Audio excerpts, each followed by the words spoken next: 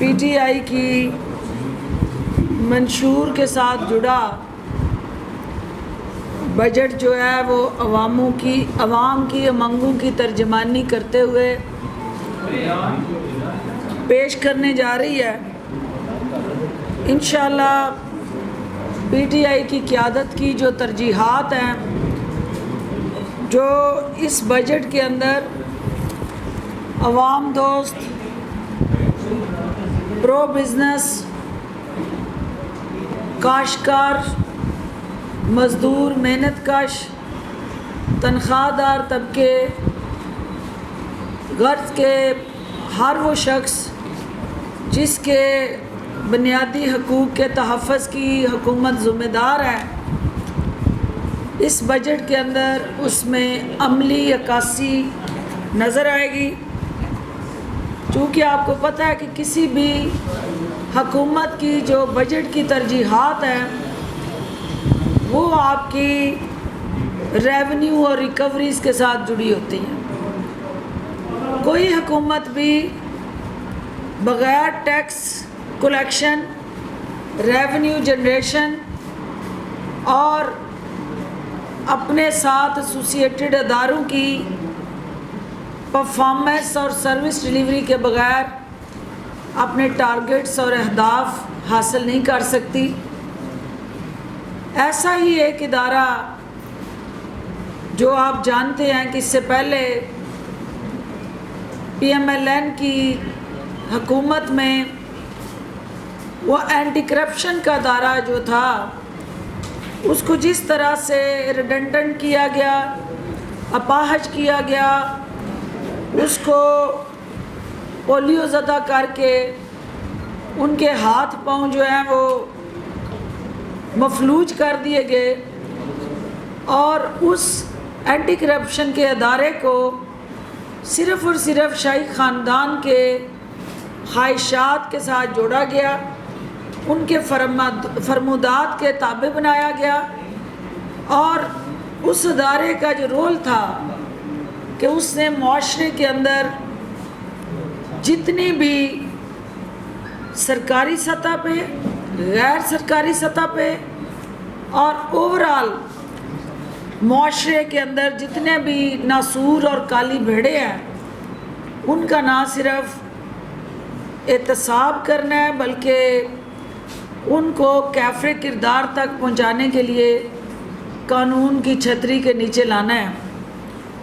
بدقسمتی سے پنجاب کے اندر 10 سال سرکاری چھتری کے نیچے کرپشن پروان چڑھتی رہی۔ سرکاری تحفظ میں جو کرپشن کی داستانیں لکھی گئیں، اس حکومت نے اقتدار میں آنے کے بعد وزیر اعلیٰ پنجاب عثمان بزدار کی قیادت میں وزیر اعظم عمران خان کی دی ہوئی ہدایات کی روشنی میں جو کامیابیاں سمیٹی، آج وہ آپ کے سامنے رکھنے جا رہی ہوں، کیونکہ جب ادارے ریکوری کریں گے، ادارے جو کرپشن اور کرپٹ پریکٹسز کو روکنے میں معاون اور کلیدی پارٹنر بنیں گے، تو الٹیمیٹلی پاکستان کے اندر اس وائرس کا خاتمہ کرنے میں نہ صرف مدد ملے گی، کرپشن فری پاکستان کا جو خواب ہے، اور پھر کرپشن فری پنجاب جو وزیر اعظم کی ویژن اور وزیر اعلیٰ پنجاب کی قیادت میں آگے بڑھ رہا ہے، اس کو ایک عوامی امنگوں کے ساتھ جوڑتے ہوئے اداروں کو بااختیار بنانے کا،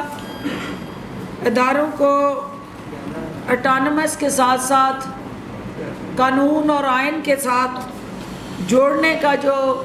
مرحلہ وار بیڑا اس حکومت نے اٹھایا ہے، اینٹی کرپشن کا محکمہ جو ہے وہ اسی سلسلے کی ایک کڑی ہے۔ جیسا کہ آپ جانتے ہیں کہ گزشتہ 3 سالوں میں حکومت نے اس ادارے کے ذریعے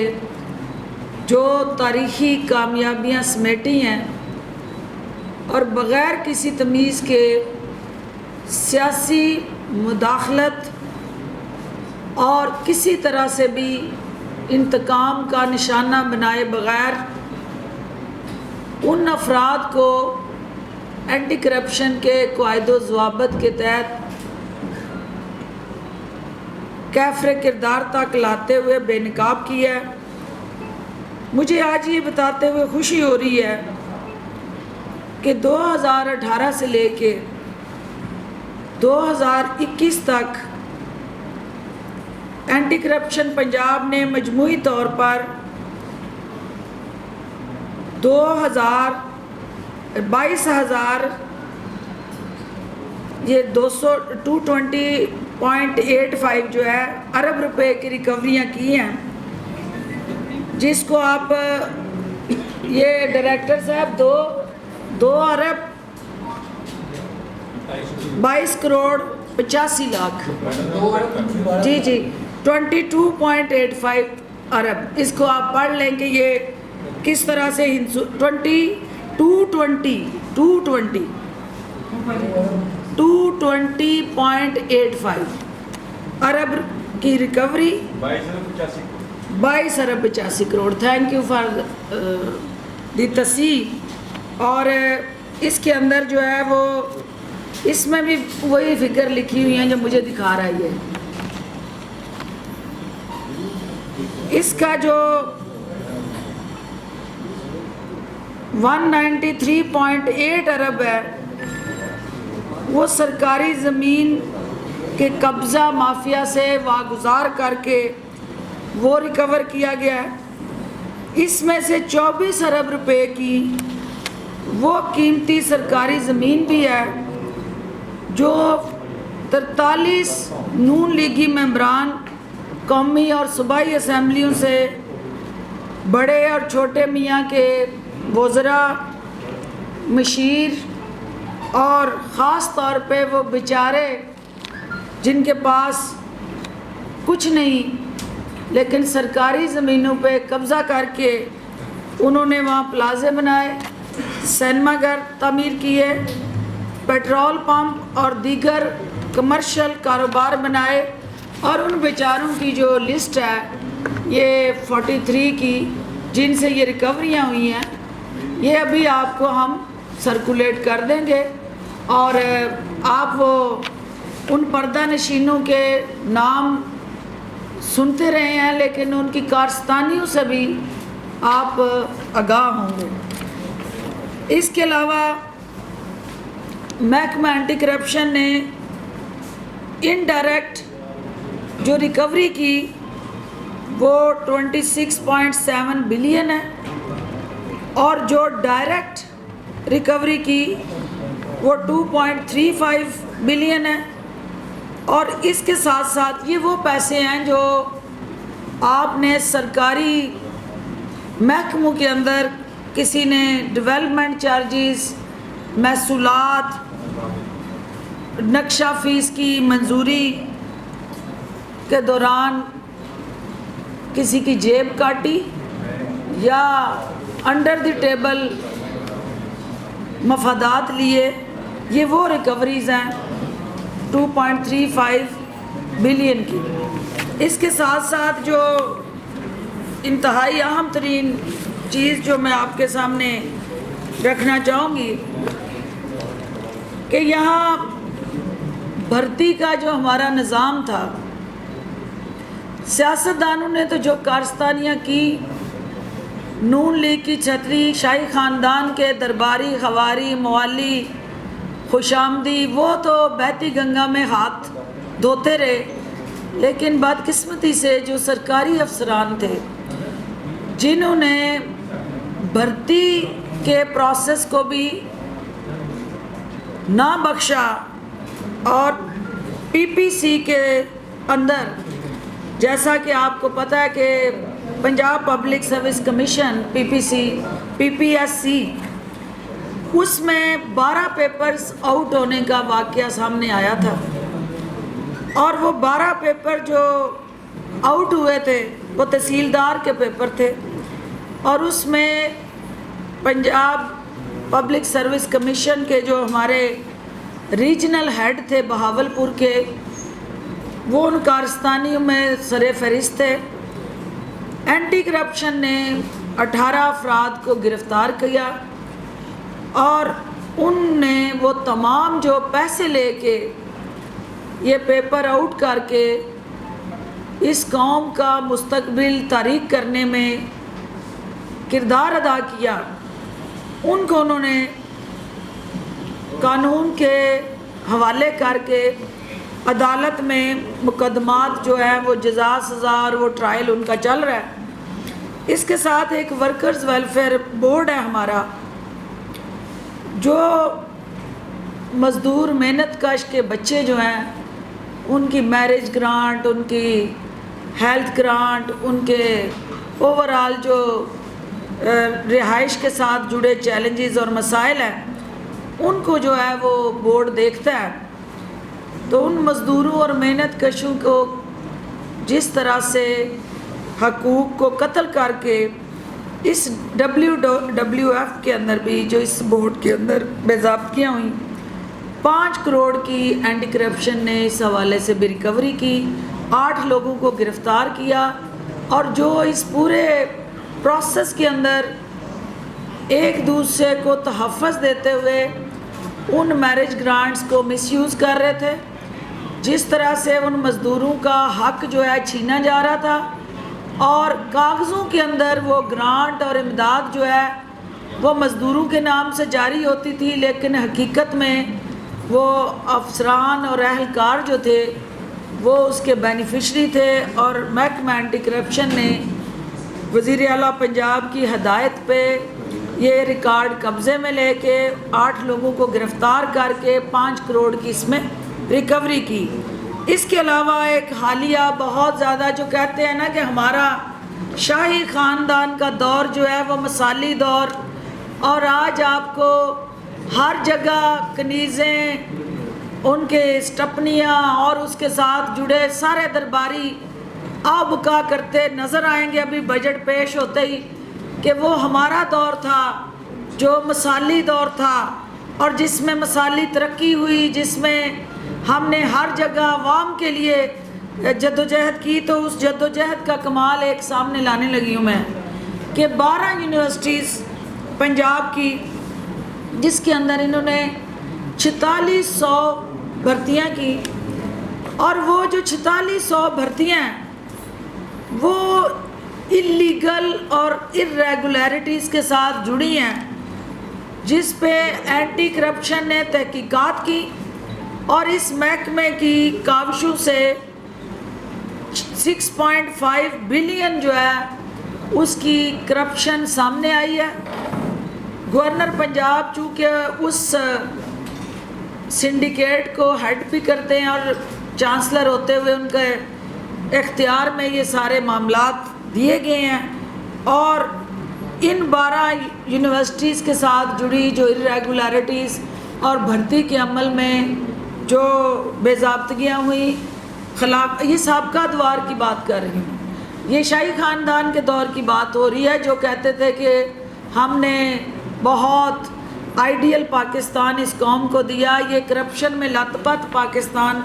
جو یہ دے کے گئے، یہ اس کی داستان غم ہے۔ اس کے علاوہ ایک انتہائی اہم ترین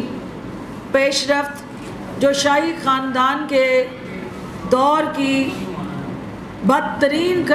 کرپشن کی داستان کو بیان کر رہی ہے، وہ آپ کا 2015 سے لے کے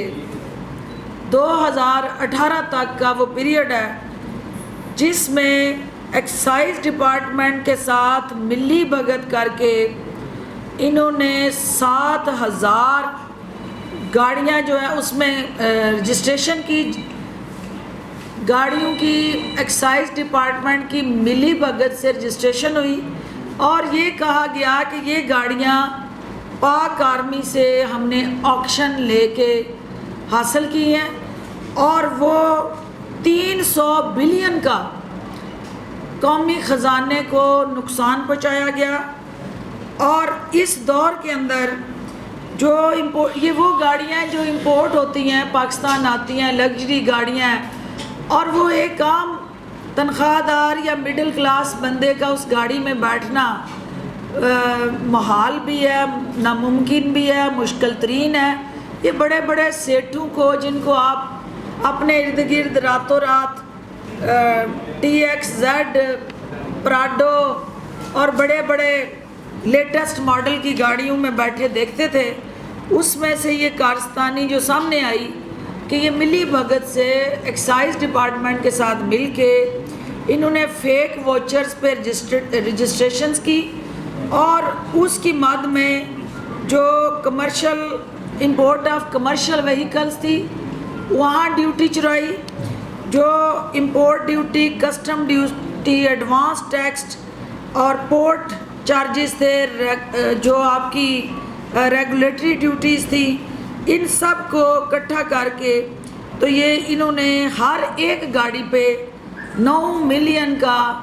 لاس جو ہے، یعنی کوئی 90 لاکھ کے قریب جو ہے ڈیوٹی کی مد میں، ایکسائز ڈیوٹی کی مد میں وہ لاس جو ہے وہ قومی خزانے کو پہنچایا۔ یہ محکمہ اینٹی کرپشن کی ناڈر بہادر ٹیم نے وزیر اعلیٰ کے نوٹس میں جب یہ سکینڈل اور سکیم لائے تو اس کی خفیہ تمام تحقیقات ہوئی، خفیہ اداروں کی معاونت اور سپورٹ کے ساتھ یہ سکینڈل پکڑا گیا، اور 300 ارب روپے کا جو قومی خزانے کو زہر کا ٹیکہ لگایا گیا تھا، وہ یہ پیسے جو ہیں انجیکٹ کر کے اس خزانے کو تقویت دینے کے لیے یہ ملٹی وائٹامنز اور طاقت کے نیورو بیان کا کردار ادا کرنے جا رہے ہیں، کیونکہ جہاں معیشت تباہ حال، آپ کے خزانے کے اندر قرضے لے کے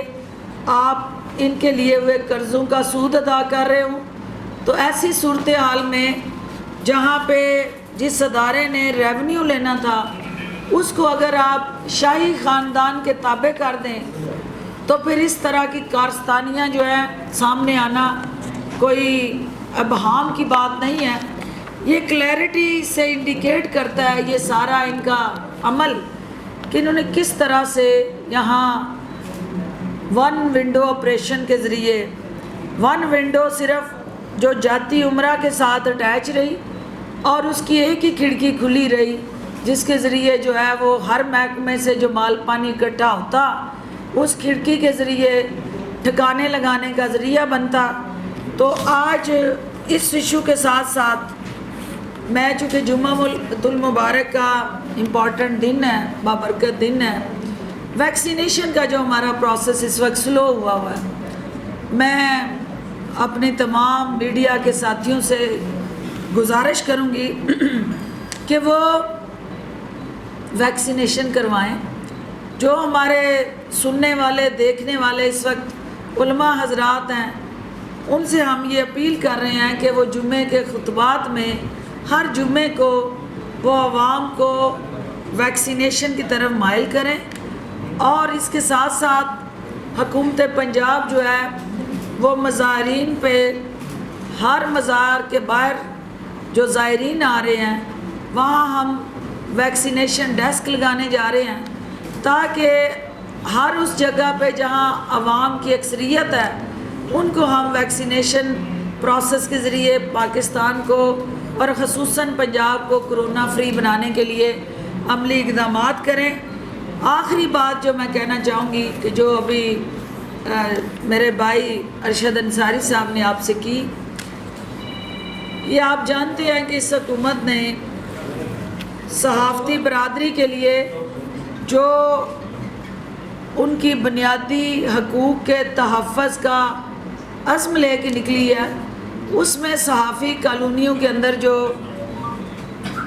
فیصلے تعطل کا شکار ہیں ان کے حوالے سے بھی فی الفور جو ہے ہمیں اپنی ترجیحات کو از سر نو ایویلویٹ کرنا ہے، انالائز کرنا ہے۔ وزیر اعلیٰ پنجاب کی قیادت میں ارشد انصاری صاحب، خواجہ صاحب یہاں بیٹھے ہیں، فاروقی صاحب بیٹھے ہیں،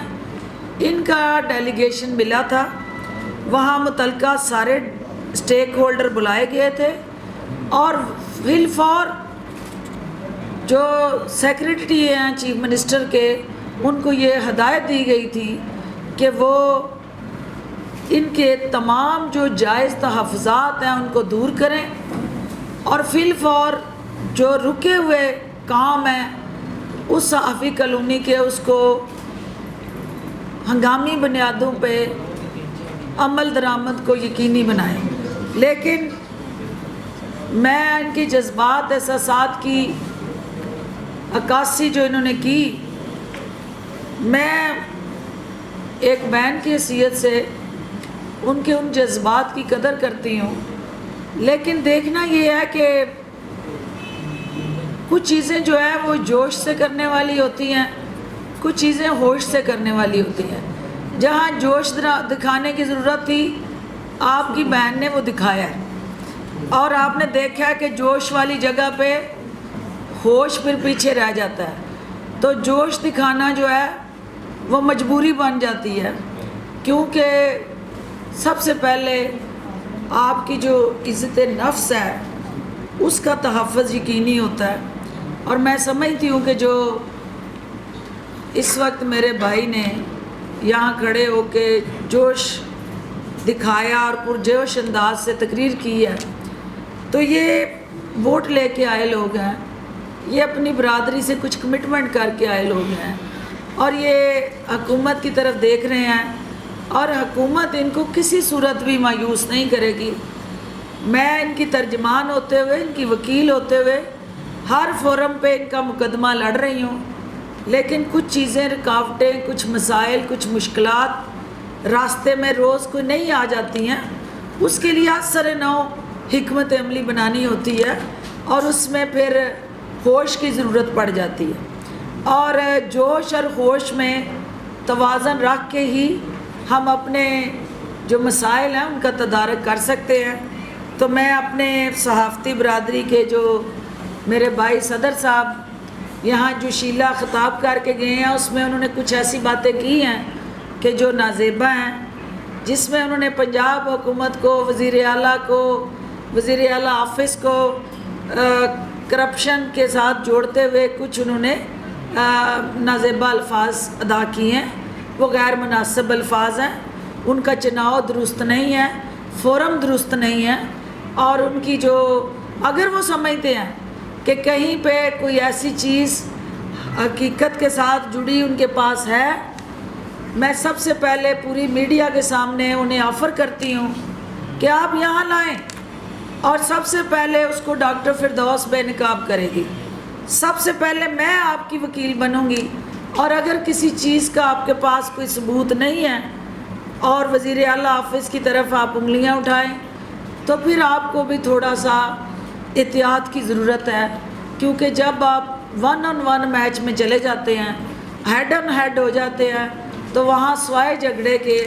پھر اس کی ٹکراؤ کے علاوہ کوئی چوائس نہیں رہتی. تو ہمیں ٹکراؤ سے اوائڈ کرنا ہے. ہم نے بردباری سے، تحمل سے مسائل کا حل نکالنا ہے. اور انشاءاللہ میں وزیر اعلیٰ آفس اور اپنی پریس کلب کی جو باڈی ہے اس کے درمیان پل کا کردار ادا کروں گی. اور جہاں کہیں کوئی ناانصافی کر رہا ہے، جہاں کہیں ان کے ساتھ کوئی دانستہ یا غیر دانستہ ڈیلینگ ٹیکٹکس استعمال کر کے ان کو پریشان کر رہا ہے، تو میں آپ کو یقین دلاتی ہوں، خواجہ صاحب، فاروقی صاحب، ارشد انصاری صاحب اور ساری پریس کلب کی ٹیم کو، کہ وہ شخص جو ہے وہ نہ آپ کا ہمدرد ہے، نہ وزیر اعلیٰ کا ہمدرد ہے، نہ اس حکومت کا ہمدرد ہے. کیونکہ یہ حکومتی پالیسیز کی نفی ہے اور خلاف ورزی ہے، اور اس کو بے نقاب کر کے وزیر اعلیٰ کے سامنے لانا میری ذمہ داری ہے اور میں ضرور لاؤں گی. اگر کوئی چیز اپنی جگہ سے 1 انچ آگے نہیں سرکتی، میں ایشوز کے اوپر آپ کو سارے ایشوز زبانی پر ہے، مجھے پتہ کچھ بھی نہیں آگے بڑھا. اس کو ہم دوبارہ بیٹھ جاتے ہیں، دوبارہ بیٹھ جاتے ہیں. ڈاکٹر صاحب بڑا کلیئر پوائنٹ یہ ہے کہ یا تو وہاں بیٹھے ہوئے لوگ آپ کی گورنمنٹ کو خراب کر رہے ہیں، یا دیز پیپل آر کرپٹ. وہ کرپٹ لوگ ہیں جنہیں صحافیوں سے کچھ نہیں مل رہا اور وہ کہتے ہیں کہ راستے کو روکی رکھو. ڈاکٹر فردوس عاشق امان اتنی مرتبہ کہہ سکتی ہیں، کہہ لیں گے. چیف منسٹر ایک ورڈ دے رہا ہے اور چیف منسٹر خود کہہ رہے ہیں کہ یہ کام کر کے مجھے دو. ایسی صورت میں ہمارے پاس Arshad Ansari is very much right. ہمارے پاس صرف ایک ہی آپشن بچتا ہے کہ ہم بھرپور طریقے سے پروٹیسٹ کریں, اسمبلی کا بائیکاٹ کریں, یا آپ کے سامنے اپنا پروٹیسٹ رجسٹرڈ کروائیں. اور آج کی جو بھی ہوا ہے اس کا مقصد یہ تھا کہ ایک ویک اپ کال کہ بس بہت ہوگی ہمارے ساتھ. حاج صاحب, میں آپ کے جذبات احساسات کی قدر کرتے ہوئے کل جو ہے آل آؤٹ جاؤں گی, اور اگر آپ کی یا میری کوئی بات نہیں مانتا اور آپ کے جائز حقوق آپ کو نہیں دیتا تو جہاں آپ بائیکاٹ کر رہے ہوں گے آپ کی بہن بھی ساتھ ہی بائیکاٹ کرے گی. ٹھیک ہے جی. ابھی آپ نے بات کی کہ آپ کی حکومت جو ہے بڑے اچھے کام کر رہی ہے, عوام کی بڑی فلاور میں بول کے آپ نے باتیں کی اور اپوزیشن کو کافی ٹھنڈاڑا. کیا وجہ ہے کہ آپ کی حکومت ابھی جو آپ سے کچھ دیر پہلے بجٹ بھی پیش اسلام آباد میں ہو جائے گا, اطلاعات آ رہی ہیں کہ صرف جو عوام جو سرکاری ملازمین ہیں ان کی تنخواہوں میں ہی 10% اضافہ کیا گیا, جبکہ مہنگائی 2300 گنا بڑھی ہے. تو کس طرح آپ عوام کی توقعات پر پورا اتریں گے؟ آپ کے بیانات اور آپ کا عمل وہ بالکل مختلف ہے. بات یہ ہے کہ یہ فیڈرل گورنمنٹ کا جب بجٹ پیش ہوگا, فیڈرل گورنمنٹ کے اسپوکس پرسن اس پہ تفصیل سے بات کر لیں گے. جب ہمارا ہوگا تو اس میں آپ کو اچھی خبریں ہیں, اور انشاءاللہ عوام کی بہتری کے لیے وزیر اعظم کی جو محنت ہے اس بجٹ میں ضائع نہیں جائے گی. جو آج بجٹ سامنے آ رہا ہے وہ آپ کی جو جہاز کے سارے ٹائر فلیٹ کر کے انجن سیز کر کے ٹیک آف اس معیشت کا روک کے چلے گئے تھے, آپ وہ جے بی مورگن کی رپورٹ پڑھ لیں, سارے معاشی اشاریے دیکھ لیں, گروتھ ریٹ کو دیکھ لیں, ریمیٹنسز کو دیکھ لیں, کرنٹ اکاؤنٹ جو ہمارا خسارہ تھا اس کو دیکھ لیں, ایکسپورٹ کو دیکھ لیں, تو سارے اشاریے مثبت ہیں. اور اس کا مطلب یہ ہوا کہ جہاز جو ہے اوور آل ہو گیا اور ٹیک آف کر کے عوام کی فلاح و بہبود کے لیے اپنی منزل کی طرف اڑنے والا ہے. میڈم, ابھی آپ نے بتایا کہ 300 ارب روپے کا اسکینڈل پکڑا آپ نے ایکسائز کی. پورن گجر جو اس اسکینڈل کا مرکزی کردار تھا وہ باہر ہے, آپ کا ای ٹی او ایکسائز وہ باہر ہے. وہ تمام لوگ جو ہیں جو اس اسکینڈل کے مرکزی کردار تھے وہ تمام کے تمام اس وقت باہر ہیں, انجوائے کر رہے ہیں اپنا سب کچھ, اور کوئی 1 روپے کی بھی ریکوری جو ہے ابھی تک نظر نہیں آ رہی. اچھا, اس میں 2 چیزیں امپورٹنٹ ہیں. پہلی بات تو یہ ہے کہ جو ای ٹی او موجودہ ہے اس کی بات تو ہو نہیں رہی ہے, تو آپ کو بتا رہے ہیں کہ 2015 سے 2018 تک کا اسکینڈل ہم لے کے آئے. ان کو جو شخص بھی سرکاری ملازم اس پورے اسکینڈل میں آئیڈینٹیفائی ہوا, یہ ہوا میں تو نہ گاڑیاں رجسٹر ہوئی ہیں اور نہ ہوا میں کسی نے یہ فیک واؤچر اور ڈاکومنٹ بنائے. ظاہر سرکاری افسران کی ملی بھگت سے بنے ہیں, اور میں آپ کی اس بات سے ایگری کرتی ہوں کہ یہ ہو نہیں سکتا کہ آپ کوئی اسکینڈل جو ہے اس کو پکڑیں تو ریکوری جو ہے وہ نہ ہو, اور جو ذمہ دار ہیں ان کو سزائیں نہ ملیں. ریکوری بھی ہو رہی ہے, کیسز عدالتوں میں ہیں, اور عدالت کا یہ استحقاق اور اختیار ہے, وہ کسی کی اگر ضمانت لے لیتی ہے یا اس کی پری اریسٹ بیل جو ہے اس کو مل جاتی ہے, تو ہمارا کام ہے کہ اس کی بیل کو کینسلیشن کے لیے آگے اپنی ترجیحات لے کے چلنا اور اس کو ہر صورت میں جیل کی سلاخوں تک پہنچانا. ہم وہ اپنا کام کر رہے ہیں. تھوڑا سا عدالتی سطح پہ بھی پریس کانفرنس کسی جگہ آپ کو موقع ملے تو آپ وہاں پہ بھی یہ بات اٹھایا کریں کہ ان ڈیو ایسے مافیاز اور ہمارے جو گینگز کسی بھی جگہ عوام کے حقوق کے قتل میں ملوث ہوتے ہیں, ان کو اس طرح سے ضمانتیں نہیں ملنی چاہیے, انہیں جیل کی سلاخوں کے پیچھے جانا چاہیے تاکہ لوگ جو ہیں ان کی حوصلہ شکنی ہو, جرائم جو ہے اس میں کمی آئے. جب وہ ضمانتیں کرا کے سرے عام پھر دندناتے پھرتے ہیں تو اس سے جرم جو ہے اور زیادہ تقویت پکڑتا ہے. تو حکومت جو ہے وہ اپنی کاوشیں اور کوششیں جو ہے ان کو کسی صورت بھی رائے کا نہیں کرتی. جی وقار, آپ بیٹے چیئر ادھر کرو. صرف یہ ایک سوال ہے ان کا کہ جو اب تک ان گاڑیوں کے لوگ پکڑے گئے ہیں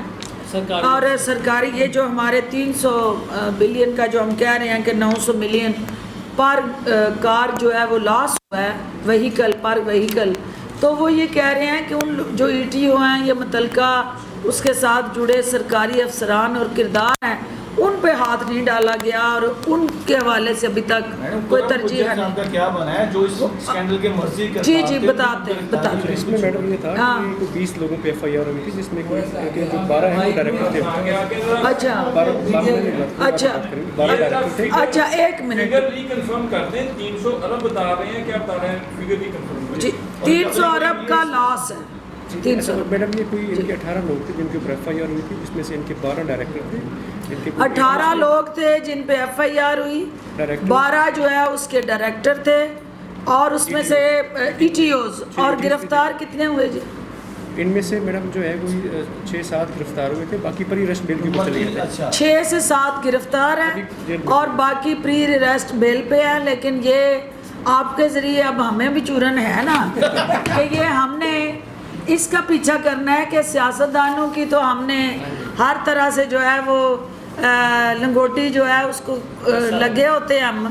تو یہ بابو جو ہیں یہ کتنے اس شکنجے میں آتے ہیں, یہ بھی میری اور آپ کی نظریں اسی پہ ہونی ہیں انشاءاللہ. بتائیے گا کہ جہانگیر ترین گروپ نے بڑا واویلا کیا, ہم خیال گروپ کے اجلاس ہوتے رہے, آج پیشی کے بعد ان کا ٹوٹلی جو ہے وہ باڈی لینگویج چینج تھی اور وہ کہہ رہے تھے کہ بجٹ میں سپورٹ کریں گے. کیا ان کو فائدے دیے گئے ہیں, کس طرح سے ان کو منایا گیا ہے اور کیا کیسز میں واقعی ریلیف مل رہا ہے؟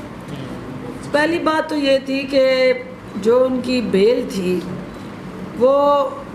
شہباز شریف نے بھی کروائی, جس کے اوپر بھی اس شوگر سکینڈل کے حوالے سے آپ کو پتہ ہے کہ جس کا نام آیا وہ جو کمیشن کی رپورٹ تھی, اور کمیشن کی رپورٹ کے بعد جو تحقیقات چل رہی تھی اس میں سب سے زیادہ جو چیلنج یہ تھا کہ آپ نے ایف آئی اے کی, جو ان کو خوف تھا کہ ایف آئی اے کہیں مجھے گرفتار نہ کرے, تو انہوں نے جا کے اپنی بیل کرا لی. ایف آئی اے نے عدالت میں یہ کہا کہ ہمیں ان کی گرفتاری مطلوب نہیں ہے کیونکہ اس کی تو ابھی تحقیقات ہو رہی ہیں, وہ کسی ایک فرد کے حوالے سے وہ شوگر کیس کی تحقیقات نہیں ہے. وہ شہباز شریف نے بھی بیل کی, باقی بھی جو بھی شوگر اس پورے پروسیس میں 70-80 مل مالکان ہیں انہوں نے بھی وہ بیلز اپنی اپنی خواہش کے مطابق موو کی. آج جب ایف آئی اے نے کہا کہ ہمیں ان کی گرفتاری مطلوب نہیں تو انہوں نے بیل ودرا کر لی. اس میں ریلیف کا کوئی پہلو نہیں آتا کیونکہ ریلیف اس وقت حکومت دیتی اگر کہیں پہ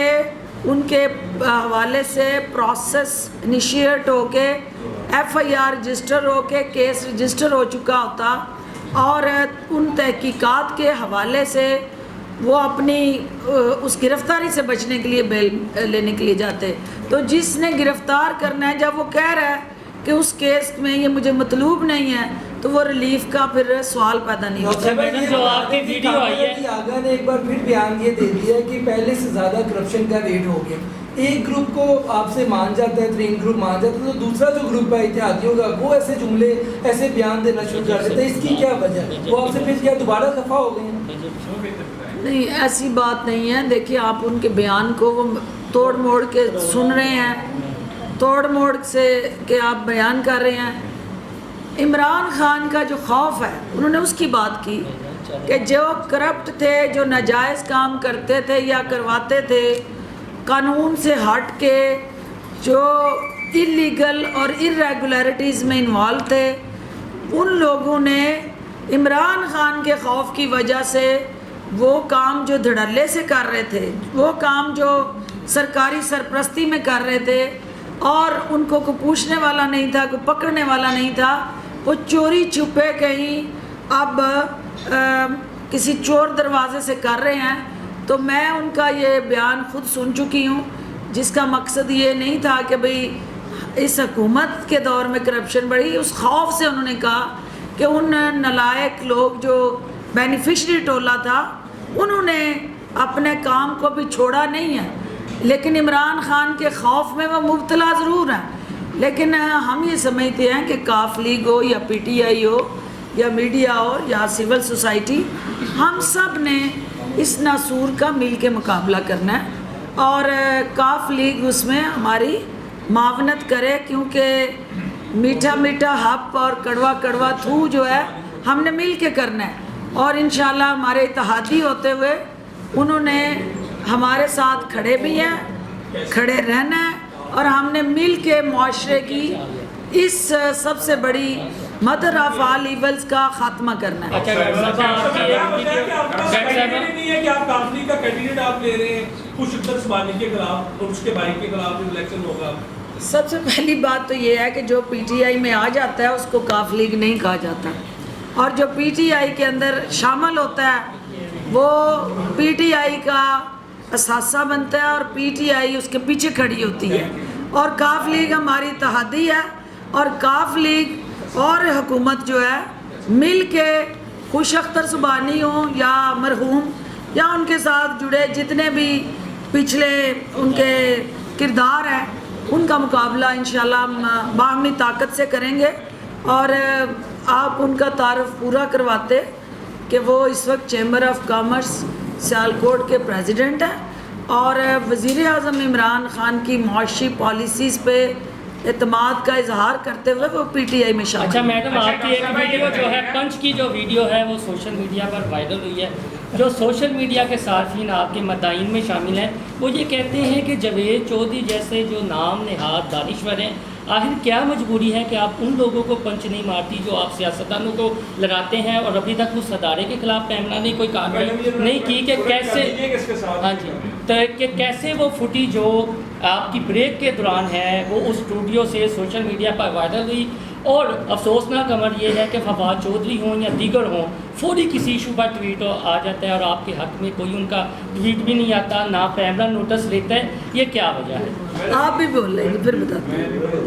کنفرم کرنا ہے یہ بھی مرد ہے، اس کا جواب چاہے نہ دیجیے گا، صرف ہاں میں کر دیے گا، پروگرام کے بعد کچھ جھوٹے نہیں مار رہے ہیں۔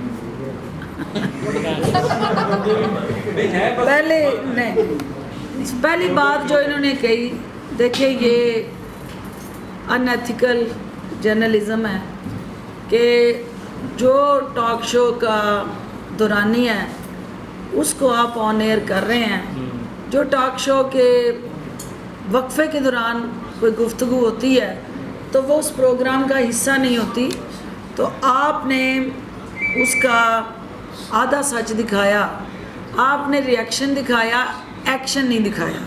ہر ایکشن کے بعد کوئی ری ایکشن ہوتا ہے، اور ایکشن جو تھا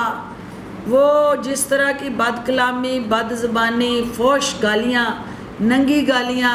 اور ہر چیز آپ ایک دوسرے سے اختلاف کریں، آپ نقطہ نظر مختلف ہو سکتا ہے، آپ ایک دوسرے پہ الزام بھی لگاتے رہتے ہیں، لیکن جب آپ ذاتیات پہ جا کے مرحوم والدین کو ننگی گالیاں دیتے ہیں تو پھر وہ کتنا بھی اس کے اندر ظرف ہو اور جتنی بھی برداشت ہو، وہاں آ کے آپ اپنا حوصلہ ہار جاتے ہیں۔ اور سیاست جو ہے وہ ہم عزت کے لیے کر رہے ہیں، اور سیاست میں یہ کہیں نہیں لکھا کہ آپ عزت لینے کے لیے 2 ٹکے کے ان لوگوں کے ہاتھوں بے عزت ہوں،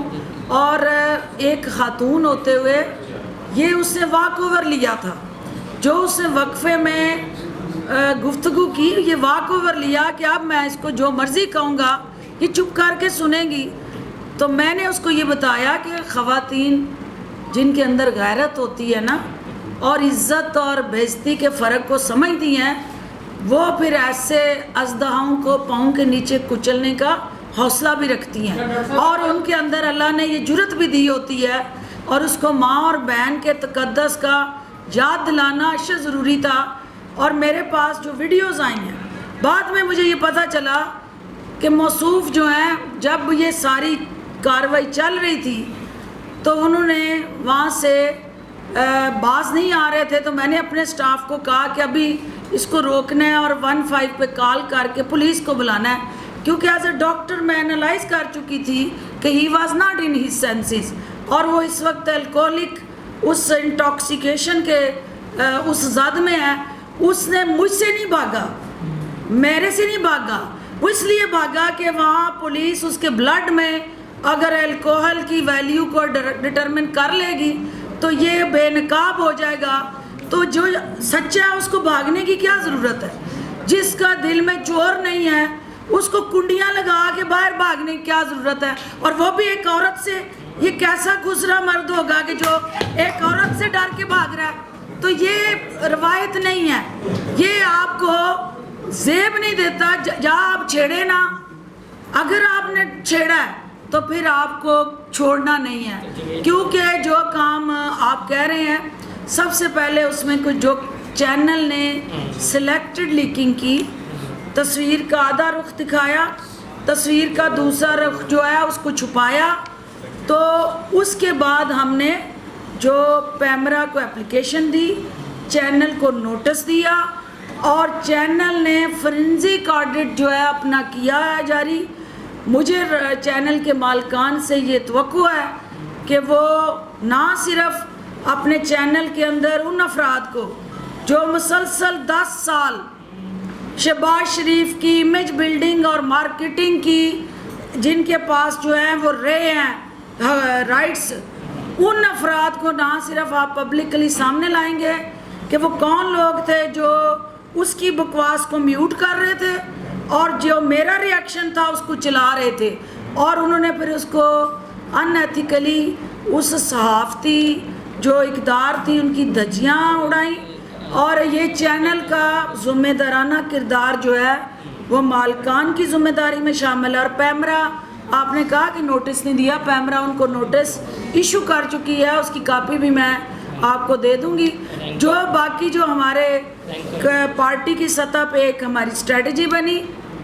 میرے تمام کولیگز کی مجھے کالز آئیں, اور ہم نے یہ اسٹریٹجی بنائی کہ ہم نے اپنی وضاحت دے دی ہے. ہمارا چونکہ کل بجٹ تھا, اقتصادی سروے پیش ہو رہا تھا, اقتصادی سروے ہماری اچیومنٹ تھی. ہماری حکومت کا نئے وزیر خزانہ کی اس حکومت کے لیے ایک بہتری کی نوید تھی. ہم اس کو اس دھنگا مشتی کی نظر نہیں کرنا چاہتے تھے, اور ہم آئینی اور قانونی محاذ پہ اس واقعے کا جو ہے وہ ہر حال میں دفاع کریں گے, کیونکہ ہم یہ سمجھتے ہیں کہ یہ میرے ساتھ نہیں, ایسے کالی بیڑے, اور یہ پیپلز پارٹی کا وتیرہ بھی نہیں ہے. میں یہ بے نظیر بھٹو شہید کی جماعت میں رہی ہوں, مجھے پتہ ہے کہ وہاں اس طرح کے کسی عمل کو کوئی بھی انکریج نہیں کرتا. تو یہ جو شخص جو ہیں, ان کا مائنڈ سیٹ اس وقت ڈس اورینٹیشن, مینٹلی ڈس اورینٹیشن ہونا, اور ایک ٹائم اینڈ سپیس سے باہر جا کے اس طرح کی گفتگو ان کی جو ہے وہ یقیناً P T I, peoples party, Noon league اور اس کے ساتھ جڑی جتنی بھی ہمارے سیاسی کلچر کے اندر جماعتیں ہیں, وہ کوئی بھی اس کی اجازت نہیں دے سکتا کہ آپ اپنا اختلافی نقطہ نظر جو ہے اس کو والدین کی ننگی گالیوں کے ساتھ جوڑ دیں اور خواتین کی تضحیق کریں, اور اس طرح کا جو ہے وہ آپ مظاہرہ کریں کہ جو آپ کو پھر کنڈیاں لگا کے بھاگنے کی نوبت آئے.